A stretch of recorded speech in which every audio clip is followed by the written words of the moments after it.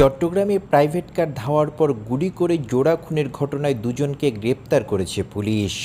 টানা অভিযান চালিয়ে নগরীর চাঁদগাঁও, খাজা রোড ও ফটিকছড়ির কাঞ্চননগর থেকে তাদের গ্রেপ্তার করা হয়। গ্রেপ্তার দুজন হলেন মোহাম্মদ বেলাল ২৭ ও মোহাম্মদ মানিক ২৪।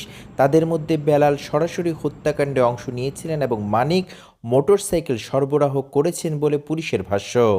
পুলিশ বলছে, গ্রেফতার বেলাল ও মানিক আলোচিত সন্ত্রাসী সাজ্জাদ হোসেন ওরফে ছোট সাজ্জাদের অনুসারী। ঘটনার দিনে সংগ্রহ করা সিসি ক্যামেরার ভিডিওতে বেলালকে গুলি ছুড়তে দেখা গেছে। গুলি ছুড়ে সে একটি মোটরসাইকেলে উঠে চলে যায়। ঘটনার দিন বেলাল যেই পোশাকে গিয়েছিলেন সেই পোশাকও তার বাসা থেকে জব্দ করা হয়েছে। গত ৩০ মার্চ ভোররাতে নগরীর চকবাজার চন্দনপুরা এলাকায় ধাওয়া করে প্রাইভেট কারে গুলি করে দুজনকে হত্যা করা হয়। আহত হয় আরও দুজন। নিহতরা হলেন বখতিয়ার হোসেন মানিক ও মোহাম্মদ আবদুল্লাহ। হত্যার ৩ দিন পর মঙ্গলবার সন্ধ্যায় ৭ জনের নাম উল্লেখ করে নগরীর বাকলিয়া থানায় মামলা করেন নিহত বখতিয়ার উদ্দিন মানিকের মা ফিরোজা বেগম।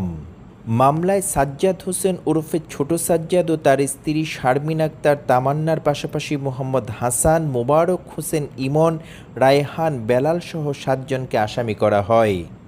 আটককৃতদের আইনি প্রক্রিয়া অব্যাহত রয়েছে এবং অন্য আসামিদের ধরতে কাজ করছে police. News desk, BN Bangla.